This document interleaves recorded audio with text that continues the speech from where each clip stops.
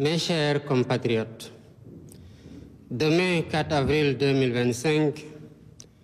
nous célébrerons ensemble le 65e anniversaire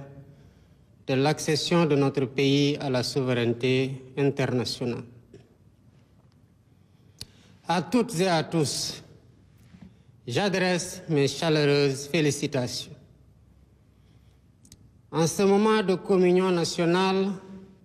j'ai une pensée émue pour tous les djambars tombés au champ d'honneur et pour tous les êtres chers qui nous ont quittés. Je compatis également au nom de toute la nation à la souffrance de tous ceux qui luttent contre la maladie ou qui traversent des moments difficiles. Cette année encore, la fête de l'indépendance se déroule sous le signe de la communion spirituelle, en plein carême chrétien et au lendemain de la fin du mois béni du Ramadan. Ces moments d'intense ferveur spirituelle et de grâce nous rappellent que la foi est notre plus belle richesse et qu'elle alimente au quotidien notre capacité exceptionnelle à vivre ensemble dans la fraternité, l'harmonie et la diversité. Rendons grâce au Tout-Puissant pour cette heureuse coïncidence et prions ensemble pour qu'il agrée nos dévotions et continue de veiller sur le peuple sénégalais. Face aux défis des temps, les valeurs héritées de nos aînés nous invitent à toujours unir nos forces dans les moments cruciaux de notre histoire. Nous devons tout faire pour préserver ce précieux legs qui constitue une dimension essentielle de notre patrimoine immatériel. C'est cela l'esprit de notre inébranlable volonté de vivre ensemble que résume si bien notre devise nationale, un peuple, un but, une foi. Mes chers compatriotes, voilà 65 ans maintenant que nous avons pris notre destin en main. 65 ans que le Sénégal affirme fièrement sa souveraineté. 65 ans que le Sénégal poursuit sa marche vers le progrès, malgré les turbulences du monde. Porté par l'idéal d'un Sénégal libre, souverain, juste et prospère, les conquêtes successives de droits et libertés ont posé les jalons d'un modèle démocratique fécond qui se renforce de jour en jour par le dialogue. Cette maturité démocratique permet aux divers acteurs politiques et sociaux de notre pays de s'exprimer librement, de rivaliser âprement au besoin, mais toujours de reconnaître le verdict des peuples souverains. Aujourd'hui, plus que jamais, nous devons tirer parti de cette force motrice pour redresser ce qui doit l'être et donner corps aux aspirations de notre peuple et aux espoirs de notre jeunesse. Mes chers compatriotes,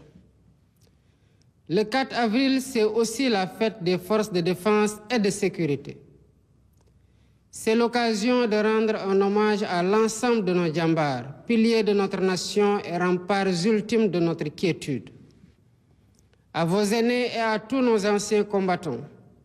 je réitère la reconnaissance et la gratitude infinie de toute la nation. Le thème retenu cette année, à savoir vers la souveraineté technologique et industrielle des forces de défense et de sécurité, témoigne de notre ambition collective et du niveau élevé d'exigence que nous nous sommes fixés pour vous accompagner dans votre mission. Chers membres des forces de défense et de sécurité, hommes et femmes de devoir, vous êtes les garants de notre paix et les protecteurs infatigables de notre souveraineté. Vous incarnez avec honneur et abnégation l'essence même du concept armée-nation. Votre présence quotidienne auprès des populations, votre engagement actif pour la sécurité nationale, la lutte contre les catastrophes naturelles et la préservation de nos ressources stratégiques font du Sénégal une nation armée pour mieux prendre en charge son destin. À cet effet, la modernisation technologique et industrielle des moyens logistiques et matériels de nos forces de défense et de sécurité, essentielle à notre souveraineté et à notre sécurité collective, est inscrite au cœur de nos priorités. Mes chers compatriotes, voilà un an déjà que nous avons entrepris de transformer profondément notre pays, en dressant avec rigueur et lucidité un diagnostic sans complaisance de la situation économique. Même si la situation actuelle révèle des défis encore plus grands que nous devons relever, le devoir de vérité constitue le socle de la rupture systémique que nous avons engagée avec détermination et responsabilité. D'ores et déjà, le gouvernement s'est résolument engagé dans un vaste chantier de réformes. Elle vise l'optimisation des finances locales, une politique budgétaire transparente, la rationalisation des dépenses et la gestion efficiente de la dette pour préserver la viabilité des finances publiques.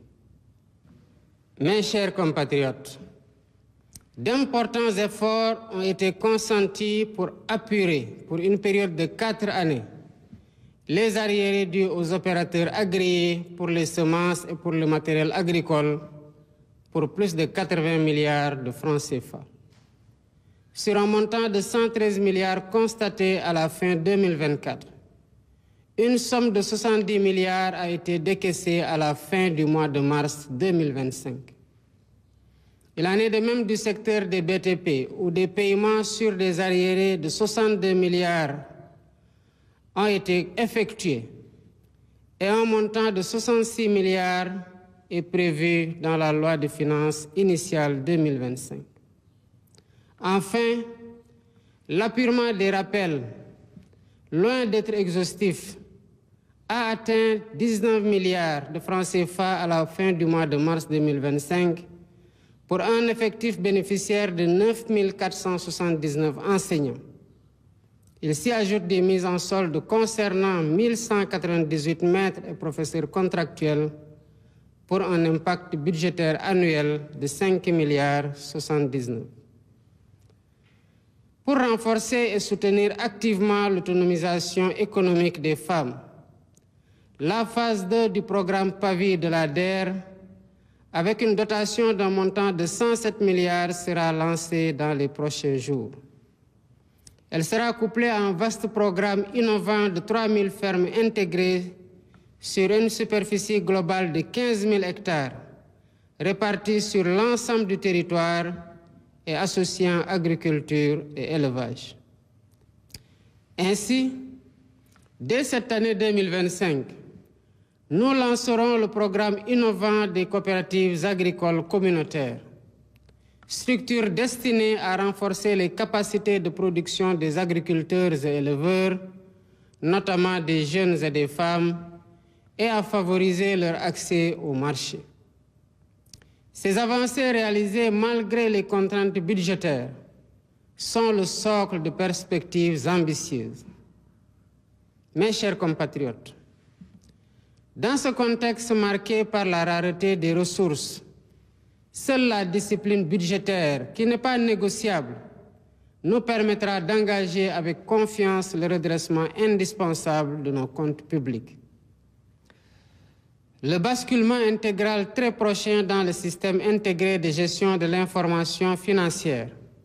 permettra également de renforcer l'intégrité des opérations budgétaires et financières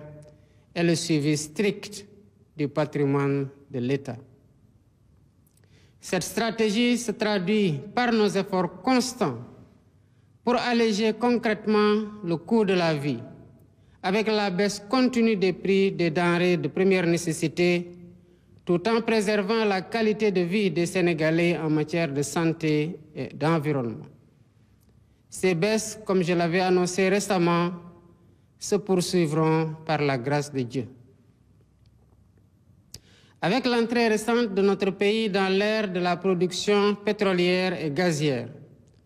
nous veillerons à ce que les ressources stratégiques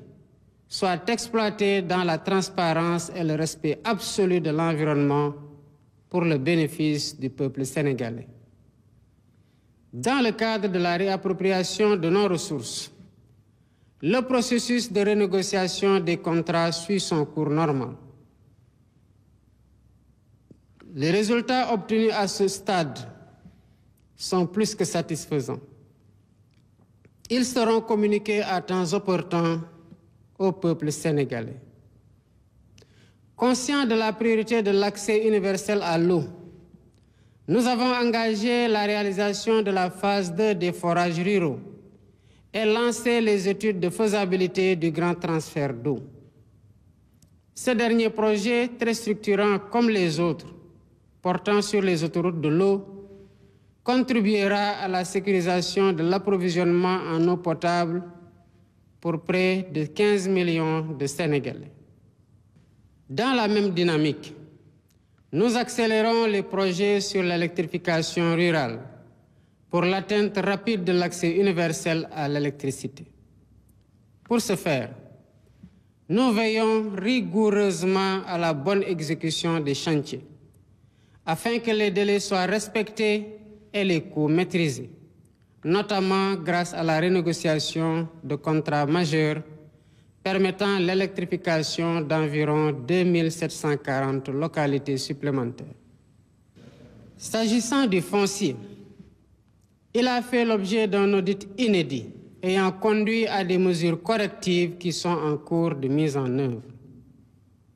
Désormais, la gestion du patrimoine foncier se fait avec rigueur, transparence et responsabilité, mettant ainsi progressivement un terme aux pratiques de bradage des terres, tout en garantissant une répartition juste et équitable des ressources nationales. Cette dynamique sera poursuivie avec la relance des concertations sur la délicate, mais nécessaire et inéluctable réforme foncière. Mes chers compatriotes, les efforts déployés pour la mise en œuvre des accords de paix en Casamance sont le témoin de notre attachement à notre vivre ensemble, à notre fraternité restaurée et à l'unité profonde de la nation sénégalaise. Avec le plan Diomaye pour la Casamance, nous avons engagé un processus irréversible de réconciliation et de retour digne des populations déplacées. Notre vivre ensemble fondé sur des valeurs cardinales constitue notre trésor commun. C'est pourquoi la cohésion nationale demeure ma seule et unique boussole. Convaincu que la solidité d'une nation se mesure aussi par sa capacité à dialoguer, j'accorde une importance particulière au dialogue social et à la concertation permanente avec toutes les composantes de notre société. C'est pourquoi j'ai récemment instruit le Premier ministre, M. Ousmane Sonko, d'organiser la grande concertation nationale avec les partenaires sociaux, avec les autorités religieuses et coutumières, la société civile, le secteur privé et l'ensemble des forces vives de la nation. Nous poursuivons sans relâche cette démarche participative et inclusive. Ainsi, nous matérialisons notre engagement à garantir une cohésion nationale toujours renforcée, fondement indispensable du Sénégal juste, solidaire et prospère auquel nous aspirons tous. Il me plaît ainsi d'informer le peuple sénégalais que les lois sur la transparence sont finalisées et mises dans le circuit pour leur examen prochain en Conseil des ministres. Par ailleurs, les travaux du comité ad hoc chargé de la mise en œuvre des consensus issus des assises de la justice se poursuivent sereinement. À ce jour, le projet de loi organique relatif à la Cour constitutionnelle, le projet de révision de la Constitution, le projet de loi organique relatif au Conseil supérieur de la magistrature, ainsi que les décrets d'application y afférents, ont été finalisés et transmis pour validation. Les textes consacrant le juge des libertés et de la détention ainsi que les modifications du Code pénal et du Code de procédure pénale pour ce qui concerne, entre autres, les retours de parquet, suivront bientôt. Dans le sillage des concertations, j'annonce que le thème de la prochaine journée nationale du dialogue portera sur le système politique. Le projet de terme de référence déjà finalisé sera transmis dans les meilleurs délais à toutes les parties prenantes pour amendements et contributions pour une meilleure préparation des travaux. Mes chers compatriotes, l'état des finances publiques de notre pays, tel que révélé par l'audit effectué, nous impose de compter d'abord sur nous-mêmes pour redresser la situation. Nous en sommes bien capables et nous le réussirons avec la mobilisation de toutes et de tous. En effet, l'histoire des nations nous enseigne que le chemin du développement nécessite des sacrifices collectivement consentis afin que des lendemains meilleurs puissent advenir. J'appelle donc chacune et chacun à faire preuve de résilience, de solidarité active et d'engagement patriotique face aux défis nombreux et complexes qui se dressent sur notre chemin. Regarder dans la même direction, celle du proche avenir de nos enfants doit être l'horizon fédérateur de toutes nos énergies. Ensemble, forts de notre unité et de notre détermination, nous bâtirons le Sénégal juste et prospère auquel nous aspirons. Vive le Sénégal souverain, vive l'Afrique unie et debout. Bonne fête de l'indépendance à toutes et à tous. mbokki Sénégal ëllëg ñeenti fan ci weeru avril dinañu génn wane suñu mbégte ci bu ñu moomee suñu bopp juróom benn fukki at ak juróom a ngi nii. may xalaat di ñaanal ñépp ñi nga xamante ne wane woon nañu ci taxawaayu njàmbaar pour Sénégal moom boppam. waaye di xalaat tamit ñépp ñi nga xamante ne ñoo yore kaaraange réew mi di soldats yi wàcc liggéey ci défendre indépendance boobu ak fépp fu ñu ko mën defe di xalaat tamit ñépp ñi nga xamante ne feebar nañu wala boog ñu nekk ci jafe-jafe yi nga xamante ne feet bi fekk na leen ci. yàlla may ñu nag xéewal ci at wii mu ànd ak weer woo xamante ne weeru woor la ci chrétien yi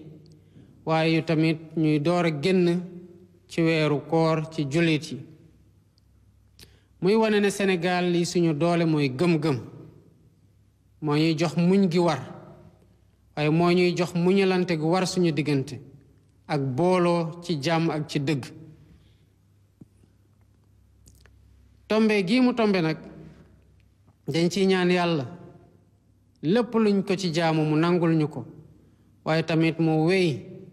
di def yërmande ak xéewal ak naataange fii ci biir Sénégal. mu am nag ay valeurs yoo xam ne dañ ko donnee ci ñi fi jiitu woon muy wane ne dañu war a boole suñu doole ak suñu kattan rawatina ci bu ñu demee ba nekk ci jafe-jafe yoo xam ne suñu xel ak suñu xalaat ak suñu xarañteef rekk ñu ci mën a génne di fàttaliku suñu bakkum réew di benn askan am benn jëmukaay te bokk gëm-gëm. mbokki Sénégal juróom benn fukk at ak juróom ñu moom suñu bopp juróom benn fukk at ak juróom Sénégal di wane ne que réew bu ñu respecté la ci biir réew ak ci bitim réew ci biir Afrique ak ci bitim réew waaye juróom benn fukk at ak juróom Sénégal di gën a am ay jéego ci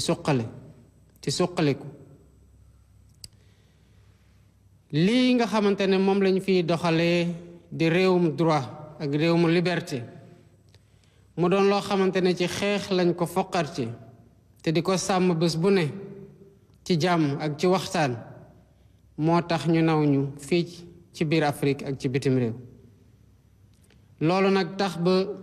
ak nu ñu mën di woroo ci kàddu ak ni gis-gis yi mën a wuute nangul nañu ku ne muy wax lu muy xalaat ci respecté sa moroom waaye bés bu demee ba askan wi tànnal boppam ñépp nangu ne lii mooy tànneefu askan wi loolu moo war a nekk fu ñuy jëlee suñu doole loolu moo war a nekk suñu weeruwaay ndax ñu mën a wuyoo lii nga xamante ne moom la ñuy woote di jub di jubal ak jubanti waaye tamit taxawoo askan wi ci bëgg-bëggam ak ndaw ñi ci seen yaakaar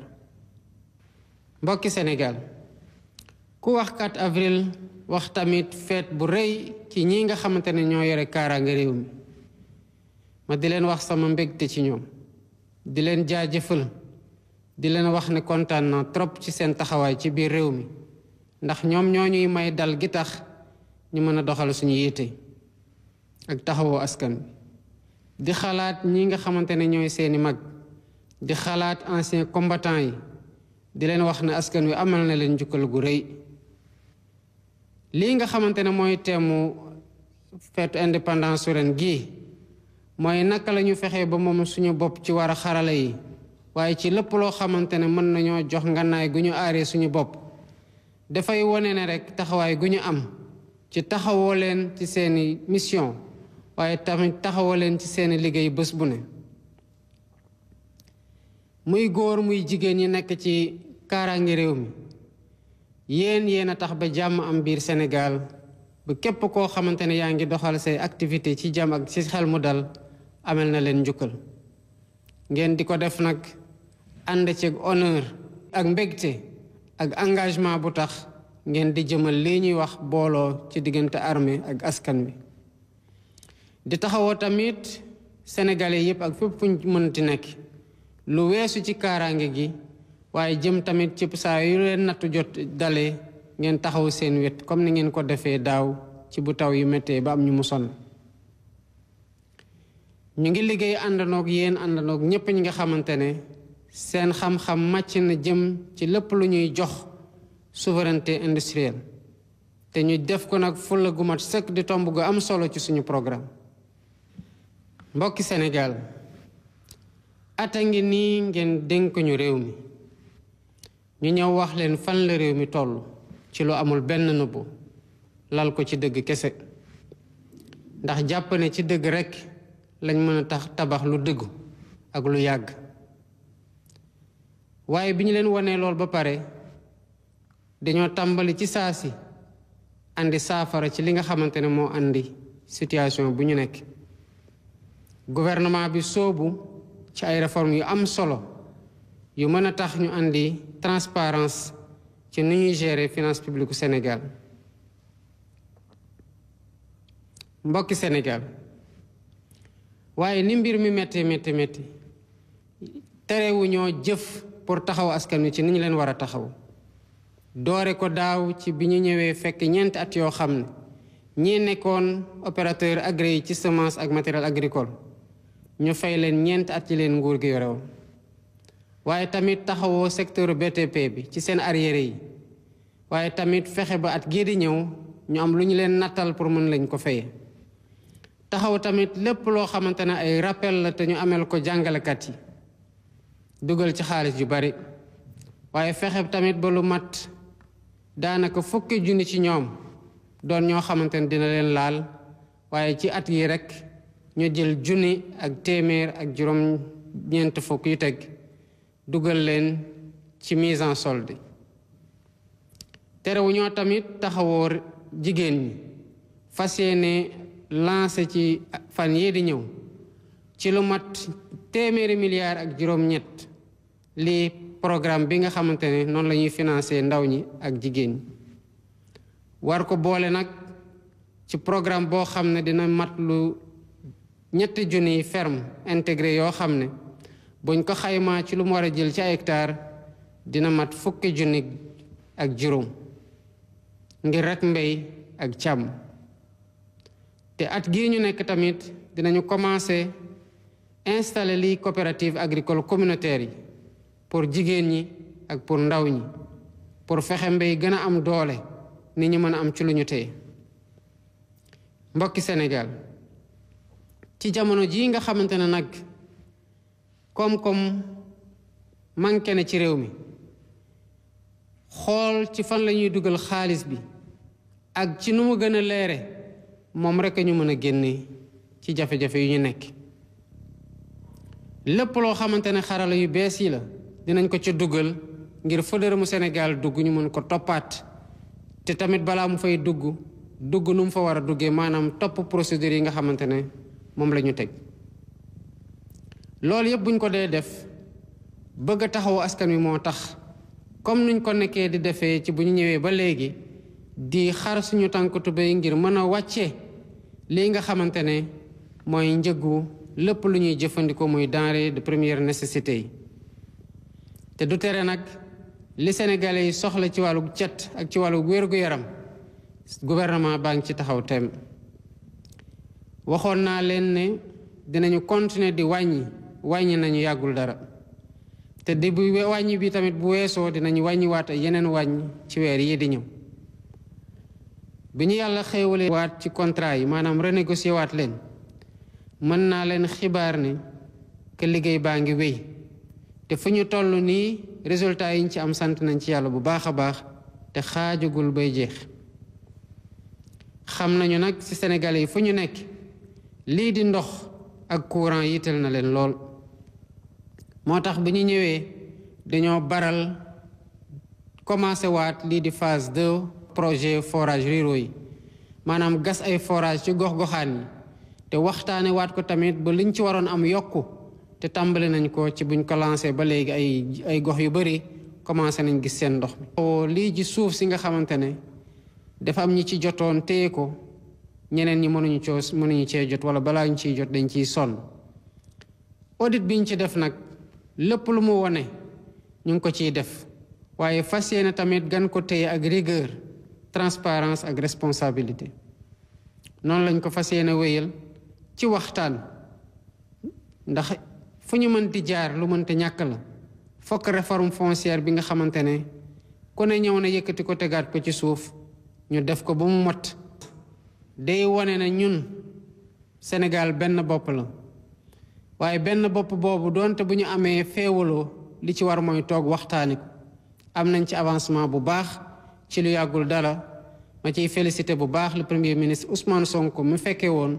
signature accord yi war a mën a tax ñu mettre en œuvre liñ fi jotoon déggu ñu wéyal ci nag di doxal le plan Diomaye pour la Casamance ngir lii nga xamante ne juboo waat la ak liy delloosi waat askan wi dawoon gox-goxaan yooyu mën a nekk ci nu ñu gën a respecté seen dignité. mbokki Sénégal lii di juboo ci biir réew mi ak jàmm ak stabilité lépp lu may def suba ak ngoon ci loolu laa teg samay bët ñu mën di xàccandoo di dóorandoo loolu nag dañ ciy dugal ñépp te loolu moo taxoon ci fan yi ñu génn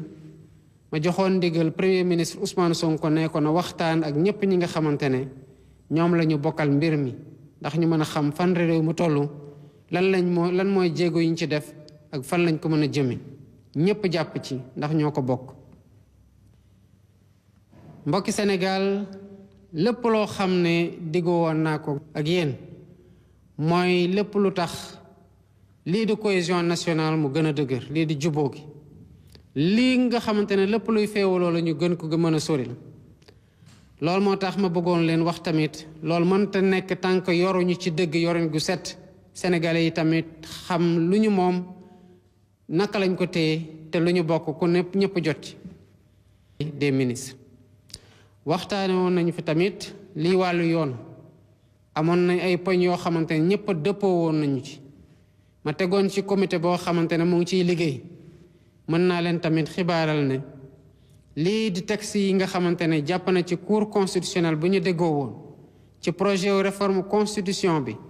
ak li laale ci conseil supérieur de la magistrature jébal nañu ko ñu ngi koy won ñi nga xamante ne war nañ ci joxe seen xalaat ci nu mu gën a yaatoo balaa ñu ciy egg ci lu koy adopté comité baa ngi continuer liggéey pour lépp lu laale ci juge des libertés et de la détention ak mbirum retour de parquet yi lu mu laaj pour ñu tëggaat code pénal ak code de procédure pénale ñu gën a baral liggéey bi balaa ñuy gën a dem ci li ñu leen jébal ne loolu la ñu war a waxtaane di ngeen am sañ-sañ tamit ci ñiñ ko jox ñu yokk ci ay poñ waaye tamit joxe ci seen xalaat ndax ñu gën a mën a waajal liggéey gi nga xamante ne war nañ ko amee. mbokki Sénégal fi koom-koomu réew bi toll ci ñun liñ fi fekk te wax leen ko dafay laaj ñun Sénégalais yi ñu compter ci suñu bopp pour jógaat amaat beneen taxawaay waaye tamit fexe ba góote gi ñu génn ci dugg ci koom-koom goo xam ne day jur naataange ba ñépp mën cee gis seen bopp. mbokki Sénégal taarix dafay wane ne que réew yi nga xamante ne amoon nañu jafe-jafe ba génn ci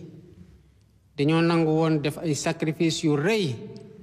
pour mën a jóge ci jafe-jafe yooyu ba bokk ci réew yi nga xamante ne naw nañu leen ba suñuy doom di daw tey di dem foofu. nekkul ne rek dañoo xëy suqaliku waaye dañu takk seen ndigg booloo ñemee liggéey waaye liggéey tamit ci sérieux bu mu war a àndal. lii mooy yoon bi amul beneen yoon te ñun ñëpp war nañ ko xamee noonu ñun ñëpp teggu ci def ko nag ngir suñu bopp waaye def ko surtout pour ëllëg ak suñu njaboot. bu ñu amee taxawaay googu bañ koo wàcc ñëpp am ko ci dëggu Sénégal gi nga xamante ne ñu ngi koy gént muy Sénégalu naataange muy Sénégal gu yoon dox muy Sénégalu jàmm dinañ ko matal bu soobee Yàlla. kon jërëjëf askanu Sénégal maa ngi leen di ñaanal feetu indépendance su jàmm di ko ñaanal ñëpp ñi nga xamante ne ñu ngi xool ci Sénégal asalaamaaleykum wa rahmatullah.